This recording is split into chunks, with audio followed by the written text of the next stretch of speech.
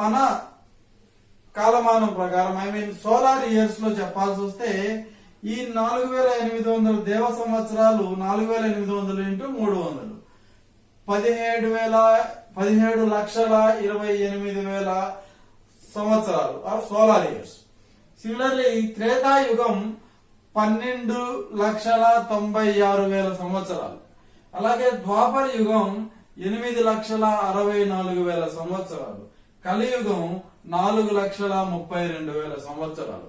ఈ 4,32,000 సంవత్సరాల్లో ఇప్పటి వరకు 5,000 సంవత్సరాలు గడిచిపోయాయి. రామాయణం అనే కథ గురించి.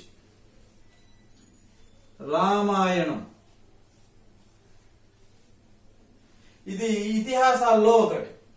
ఈ రామాయణం దీన్ని అర్థం చెప్పాలంటే రాముని ఆయనం అంటే రాముడు జీవితం. రాము అనే కథ త్రేతాయుగం కాలంలో జరిగింది. ఎప్పుడు జరిగింది?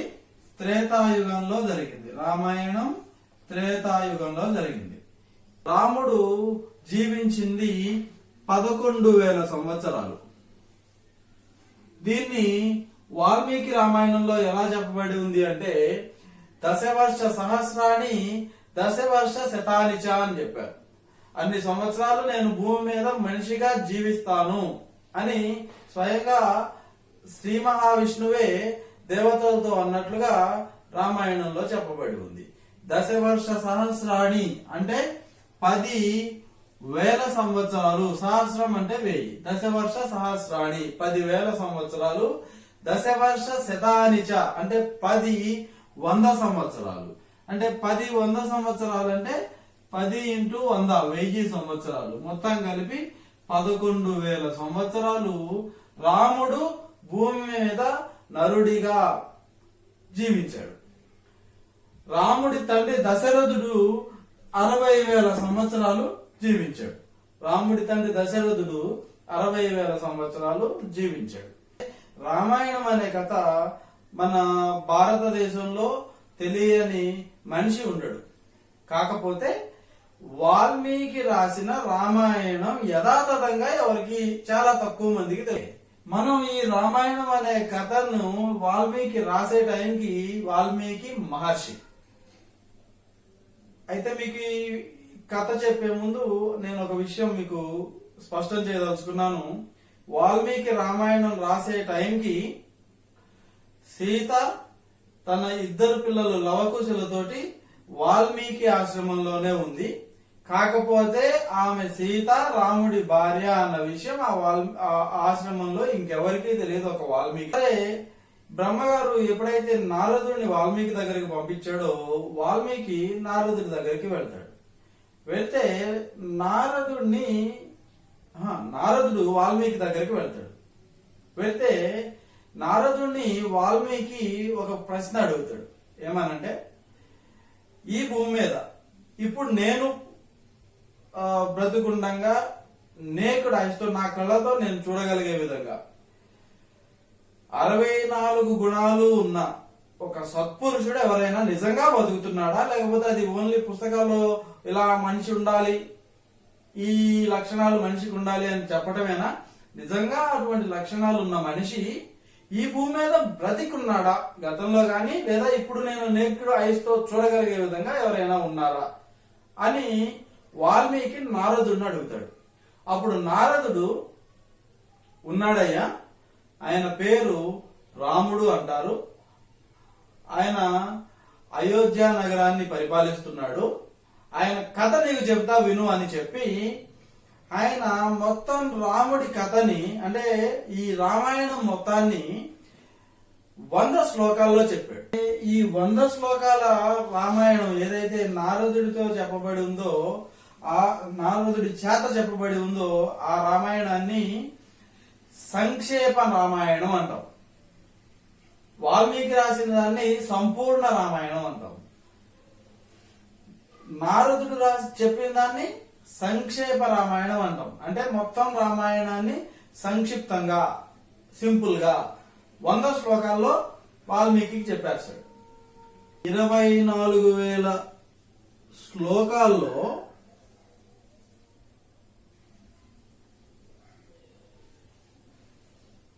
శ్లోకాల్లో వాల్మీకి రాయవలసిన రామాయణాన్ని నారదుడు వాల్మీకి 100 శ్లోకాల్లో చెప్పేశాడు. అంటే అంత సంక్షిప్తంగా చెప్పాడు కాబట్టి దాన్ని మనం సంక్షేప రామాయణం అన్నాం.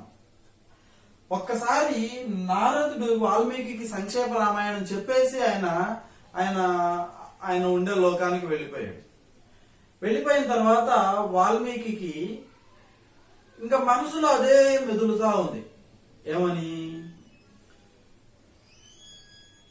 అంత గొప్పవాడా రాముడు? రావణుడు రాముడికి అంత అన్యాయం చేశాడా?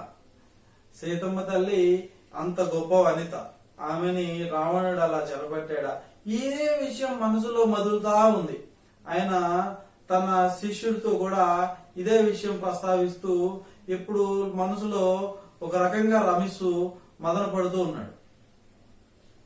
అయితే యాక్చువల్గా వాల్మీకి అలా రియాక్ట్ అవడంలో ఎటువంటి సందేహం ఉండదు. ఎందుకంటే ఒకప్పుడు గజదొంగగా ఉన్న వాల్మీకి ఒక చిన్న సంఘటనతోటి మహర్షిగా మారాడు అని అంటే అతని మనసు ఎంత సున్నితమైందో మనం ఊహించవచ్చు. వాల్మీకిని బ్రహ్మగారు రామాయణం రాయడానికి చూస్ చేసుకున్నాడు. సరే, వాల్మీకి రామాయణం రాయడానికి బ్రహ్మ చూస్ చేసుకున్నాడు. కానీ నారదుడిని ముందు పంపించి 100 శ్లోకాలు ఎందుకు చెప్పాడు? ఎందుకంటే అసలు ఇతనికి అంత సెన్సిటివ్ మైండ్ ఉంది, సెన్సిటివ్ హార్ట్ ఉంది అని బ్రహ్మగారికి తెలుసు. కానీ రామాయణం అనే కథను ఆయన ఇంట్రెస్ట్ గా రాస్తాడా? ఈ కథకి ఆయన వచ్చిందో ఈసారి నారదుడిని పంపించకుండా వెంటనే బ్రహ్మగారే స్వయంగా వచ్చేస్తాడు. అయితే వాల్మీకి ఈ కథలో ఎంతగా ఇన్వాల్వ్ అయ్యాడు అంటే బ్రహ్మగారు వస్తే బ్రహ్మగారిని చూసి ఆయన ఏదో ఫార్మాలిటీకి తీసుకెళ్లి కూర్చోబెట్టి, అసలు అంత గొప్ప మనిషి వచ్చినప్పుడు ఈయన ఇన్వాల్వ్ అయ్యి సేవ చేసుకోవాల్సిన వాడు ఏదో పరధ్యానంగా బ్రహ్మగారిని తీసుకెళ్లి కూర్చోబెట్టి ఫార్మాలిటీకి ఆయనకి నీళ్లు ఇచ్చి, ఫార్మాలిటీకి ఆయనకి పండ్లు ఫలాలు ఇచ్చి సేవిస్తున్నాడు. అంటే ఆయన మనసంతా నిన్న నారదుడు చెప్పిన ఆ సంక్షేప రామాయణం చుట్టూతానే తిరుగుతా ఉంది.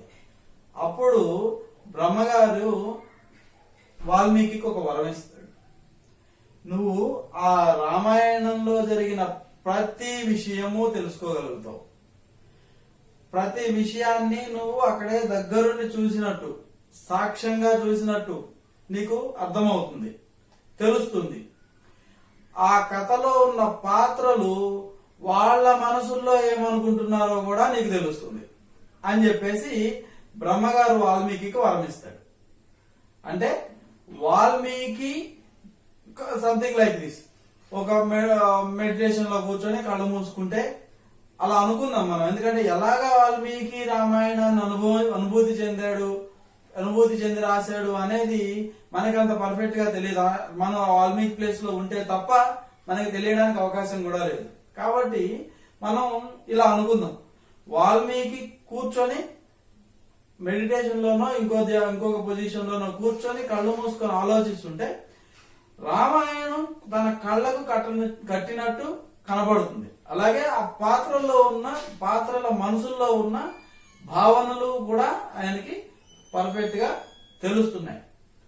అలా తెలుస్తున్నప్పుడు రామాయణాన్ని వాల్మీకి రాశాడు. అందుకనే వాల్మీకి రామాయణం సత్యం, 100% ట్రూత్ అని చెప్పేసి అందరూ అంటారు.